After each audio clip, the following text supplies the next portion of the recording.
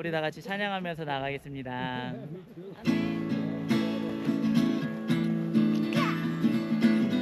주님 뜻대로 살기로 결단합시다. 주님 뜻대로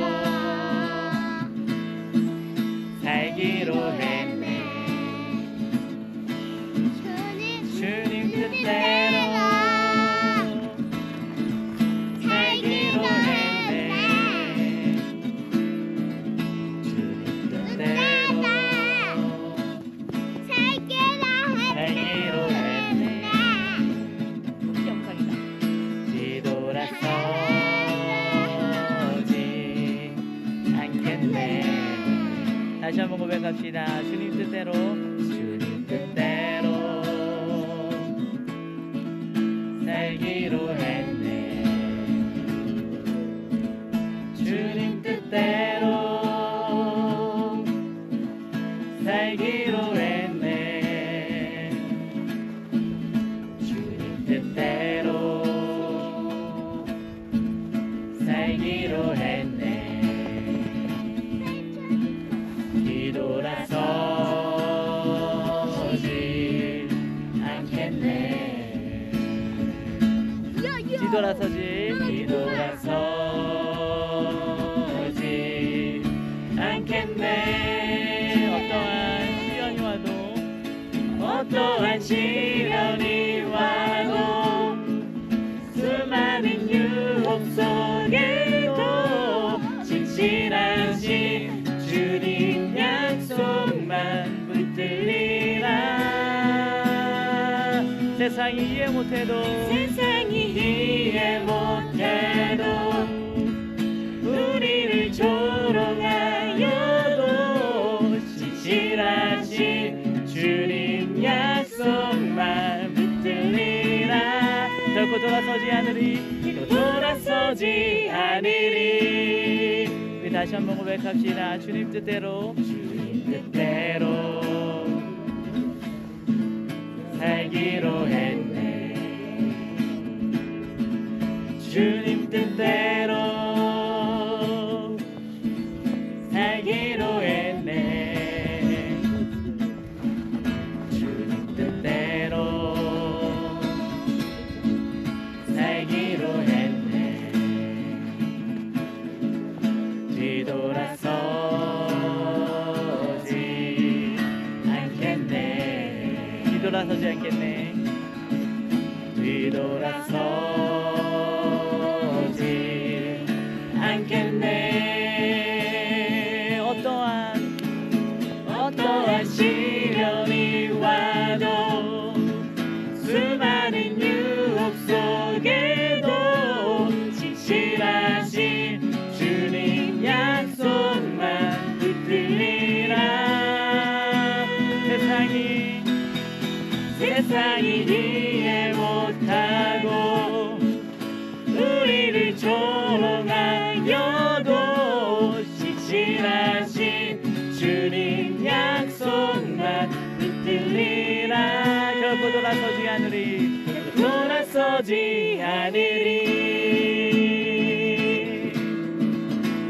할렐루야. 하나님께 영광을 받드리겠습니다.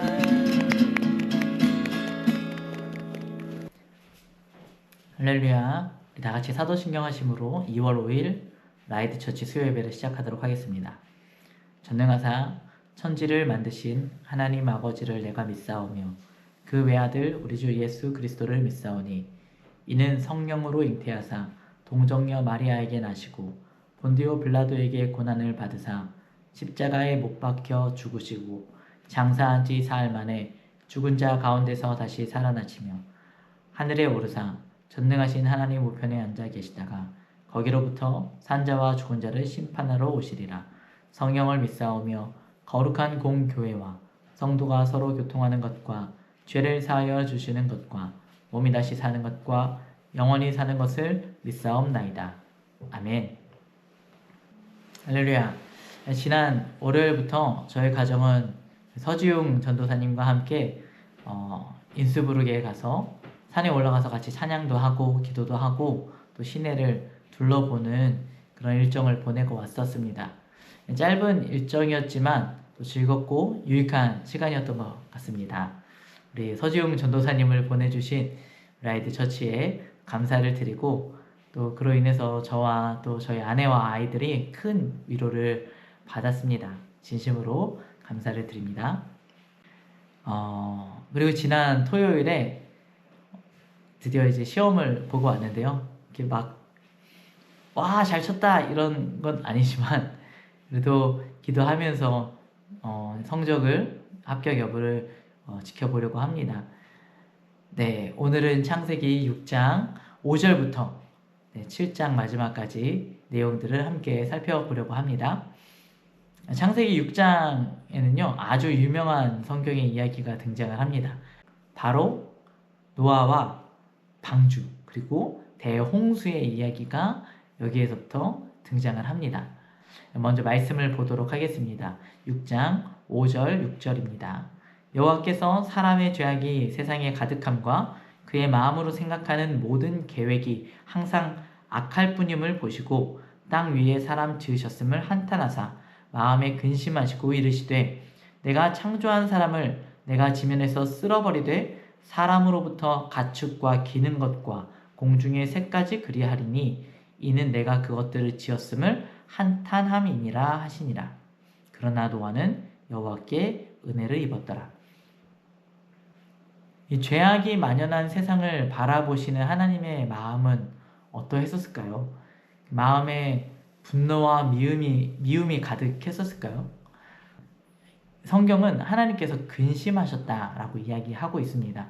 이 근심하다에 해당하는 헬라어 아차브는 이 말에는 화내다, 불쾌하다라는 의미도 담겨 있지만 동시에 슬프다, 괴롭다와 같은 의미도 포함되어져 있습니다.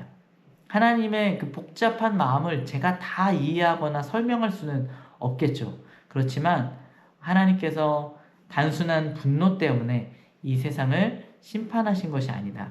하나님께서는 사랑하는 인간과 또 이 세상과의 관계가 틀어진 것 때문에 괴로워하시고 아파하셨음을 우리가 이 본문을 통해서 생각해 볼 수 있을 것 같습니다.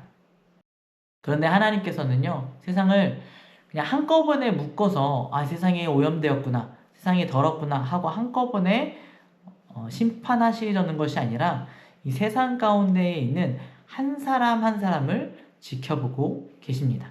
그리고 그 중에 한 사람, 노아를 바라보시는 하나님의 눈은 죄로 가득한 세상에 하나님을 바라보는 한 사람으로 보였습니다.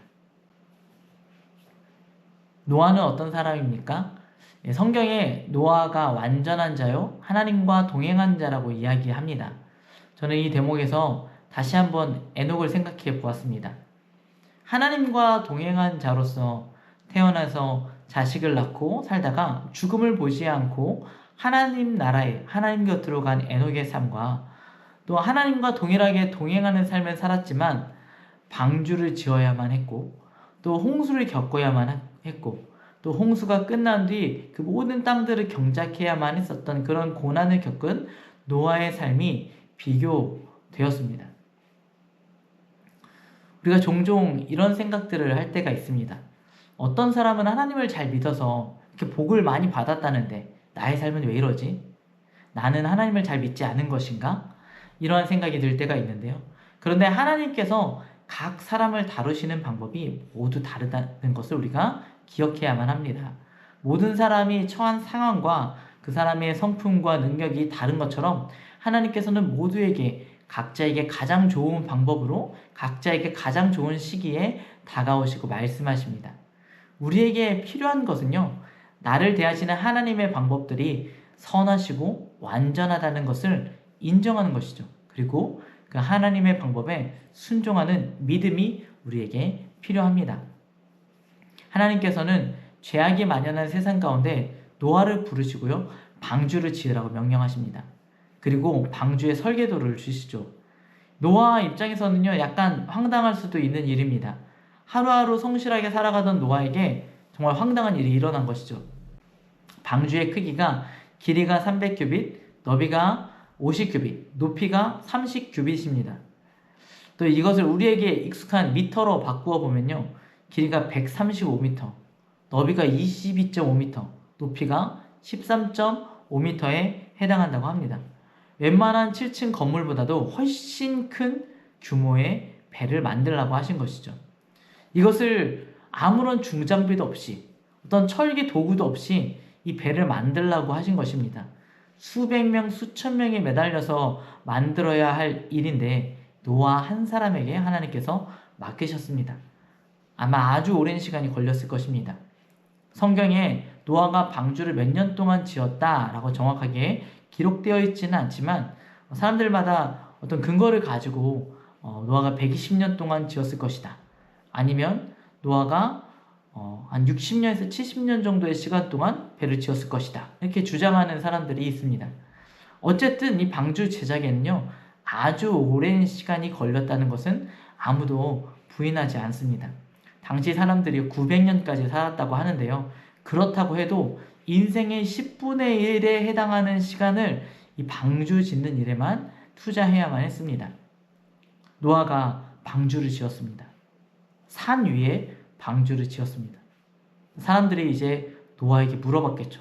당신 뭐 하는 것입니까? 저는 방주를 짓습니다. 방주를 왜 짓습니까? 하나님께서 홍수로 세상을 심판하신다고 하셨습니다. 그런데 이 세상에는요, 비도 내리지 않고요, 매일매일 화창한 날씨였습니다. 그것도 바다도 아니고 강도 아니고 산 위에다가 방주를 짓는 노아의 행동을 사람들은 이해하지 못했을 것입니다. 어쩌면 가족들도 다 이해하지 못하고 노아를 멀리 했을 수도 있습니다. 그 오랜 시간 동안 노아는 아주 외롭고 힘든 시간들을 보내야 했을 것입니다. 이 방주를 짓는 일이 아주 많은 시간과 노력이 필요한 일이기 때문에 어쩌면 노아는 생업에 사용해야 될 시간까지도 이 방주를 짓는 일에 사용했을 수도 있을 것입니다. 사람들은 노아를 미친 사람, 모자란 사람 취급을 했겠죠. 경제적으로도 어려웠겠죠. 노아는 수십 년의 시간 동안 사람들의 비난과 손가락질을 묵묵히 감당해야만 했습니다. 하나님과 동행하는 사람이 되는 것은 그냥 쉽게 되는 것은 아닌 것 같습니다. 동행은요, 순종을 전제로 합니다. 하나님과 나는 동등한 관계가 아니고 하나님은 창조주이시고 나는 피조물이심을 인정해야만 합니다. 그분의 말씀에 절대적으로 순종하는 태도가 필요합니다. 6장 22절입니다. 노아가 그와 같이 하여 하나님이 자기에게 명하신 대로 다 준행하였더라. 노아는 하나님께서 자신에게 말씀하신 모든 명령들을 다 지켜 행했습니다. 그리고 방주가 다 지어지자 하나님께서는 노아에게 방주에 들어가라고 명령하십니다. 사실 방주를 짓는 것보다 더 어렵고 힘든 일이 있는데 그것은 무엇이냐면 하나님께서 이 방주 안에 함께 넣으라고 하셨던 생물들을 모으는 일입니다. 이것은 120년이 아니라 1000년이 걸린다고 해도 다 하기 힘든 일입니다. 현재 지구상에 존재하는 생명의 종의 수가 200만 종이 넘는다고 합니다. 그것도 모든 종이 아니고요. 그리고 지금까지 발견된 학명이 붙은 종만 200만 종이 넘는다고 합니다. 그리고 그 중에 4분의 5가 곤충에 해당한다고 하는데 그 많은 생명체들을 노아가 이 시간 동안 다 데려올 수 있었을까요? 하나님께서는 이 생물들을 노아에게 데려오라고 명령하셨지만 이 말씀을 보니까 하나님께서 직접 동물들을 노아에게로 불러 모으신 것을 알 수가 있습니다. 창세기 7장 8절에서 9절입니다. 정결한 짐승과 부정한 짐승과 새와 땅에 기는 모든 것은 하나님이 노아에게 명하신 대로 암수 둘씩 노아에게 나와 방주로 들어갔으며 또 14절 15절에 그들과 모든 들짐승이 그 종류대로 모든 가축이 그 종류대로 땅에 기는 모든 것이 그 종류대로 모든 새가 그 종류대로 무릇 생명의 기운이 있는 육체가 둘씩 노아에게 나와 방주로 들어갔으니 하나님께서는 그분과 동행하는 노아에게 방주를 지으라고 명령하십니다. 방주를 만드는 것보다 더 힘든 일은 그 안을 생명으로 채우는 것이었지만 그 가장 어려운 일을 노아가 한 것이 아니라 하나님께서 하셨습니다. 흔히 교회를 구원의 방주라고들 이야기합니다. 맞는 이야기인 것 같습니다. 하지만 이 교회를 채워 나아가는 것이 우리가 할 수 있는 일이 아닙니다. 하나님께서 맡기신 것은요, 교회를 하나님의 방식으로 만들어 나아가는 것입니다. 사람을 불러 모으는 것은, 그 교회 안을 채우는 것은 하나님께서 하시는 일입니다. 생명의 기운이 있는 이들은 하나님의 방식으로 만들어진 방주로 모이게 되어 있습니다. 산 위에서 배를 만들듯이 교회를 만들어가는 일이 매우 어렵고 사람들은 어쩌면 이해할 수도 없을 수도 있지만, 우리가 순종하여서 그 어려운 길들을 함께 손잡고 만들어 나아가기를 소망합니다. 하나님께서 원하시는 방주, 그 교회의 모습은 어떠한 모습일까요? 오늘 본문 가운데 우리가 생각해 볼 수 있을 만한 것들이 있습니다. 먼저 방주의 크기입니다. 노아의 방주를 생각해 보면 진짜 어마어마합니다. 그런데 하나님은요, 무조건 큰 방주만을 지으라고 말씀하시는 것이 아닙니다. 노아의 방주가 커야만 했던 것은 모든 생명의 종을 보존해야 했던 이유 때문에 그 방주가 컸던 것입니다. 그런데 우리는 출애굽기에 또 다른 방주가 등장한다는 사실을 기억했으면 좋겠습니다. 바로 아기 모세를 태운 바구니입니다. 모세를 태운 그 바구니가 히브리어로는 동일하게 방주를 뜻하는 단어에서 나온 말입니다. 아기 모세를 구원하기 위한 방주는요, 아주 작은 바구니였습니다. 방주의 크기는 하나님께서 하나님의 뜻을 따라 정하시는 것입니다. 인간의 능력이 아닙니다. 인간의 계획도 아니고요. 그러니 우리는 각자의 교회에게 주어진 사명을 생각하면서 순종하는 마음으로 교회를 만들어 나아갔으면 좋겠습니다. 방주를 만드는 방식에 대해서도 생각해 볼 것이 있습니다. 하나는 방주의 발은 역청입니다. 6장 14절입니다. 너는 고페르나무로 너를 위하여 방주를 만들되 그 안에 칸들을 박고 역청을 그 안팎에 칠하라. 방주는 튼튼한 나무로 정교하게 만들어졌겠지만 그것만으로는 부족했습니다. 오랜 시간 동안 세상에서 죄악의 홍수를 견뎌내기 위해서는 방주에 틈이 있어서는 안 됩니다. 그래서 기름으로 그 틈들을 메워야 했던 것입니다. 모세의 방주도 같은 방식으로 지어졌습니다. 출애굽기 2장 3절에 더 숨길 수 없게 되매 그를 위하여 갈대 상자를 가져다가 역청과 나무진을 칠하고 아기를 거기 담아 나일 강가 갈대 사이에 두고. 이 기름은 성령을 의미합니다. 교회는 기름 부으심이 계속되어야 합니다. 기도를 소홀히 하지 않고 성령을 구해야 합니다. 성령의 보호하심이 있지 않으면 나도 모르는 사이에 교회 안으로 세상의 것들이 스며들게 되어지고, 그리고 어느 순간 홍수 속으로 끌려 들어가고 말 것입니다. 또 하나는 방주의 창문을 우리가 생각해 보아야만 합니다. 창세기 6장 16절인데요. 거기에 창을 내되 위에서부터 한 규빗을 내고 그 문은 옆으로 내고 상중하 3층으로 할지니라. 방주의 창문은 단 하나, 하늘로만 향하여 있었습니다. 이것은 우리의 시선에 대한 이야기입니다. 노아의 이야기의 시간은 사실 아주 긴 시간을 다루고 있습니다. 그런데 그 내용이 길지 않은 것은 하나님께서 침묵하시고 그 침묵의 기간 동안에도 노아가 변함없이 순종했기 때문입니다. 특히 홍수가 시작되고 물이 빠지기까지 약 1년의 시간 동안 하나님께서 침묵하십니다. 그리고 노아는 그저 하늘만을 바라봅니다. 노아의 마음이 어떤 마음이었을까요? 처음에는 감사의 시간이었다가 그 시간이 지나고 나서는 원망의 시간이 다가왔을 수도 있고, 그 이후에는 잃어버린 친구들과 친지들로 인하여서 슬픔의 시간이 다가왔을 수도 있습니다. 그리고 노아는 그저 하나님을 바라보는 것밖에는 할 수 있는 것이 없었습니다. 침묵하시는 하나님 앞에 기도하고 또 그 기도하면서 노아에게 허락된 그 마음을 다시 한번 생각해 보는 것입니다. 그 마음 무엇이었을까요? 하나님께서 이 모든 것을 정하신다. 그리고 그것이 가장 선하시고 옳으시다.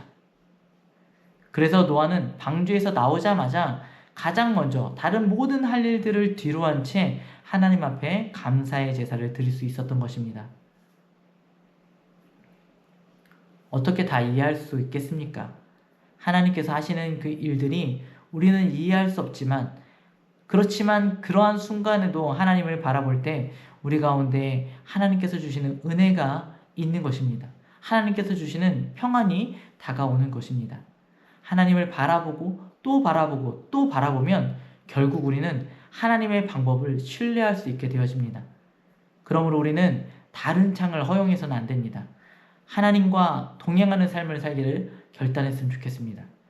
그 길이 힘들고 외롭고 때로는 비난받고 때로는 인정받지 못하는 길일지라도 우리가 하나님을 바라보고 하나님을 기억하면서 하나님과 동행하는 삶을 살아가기를 소망합니다.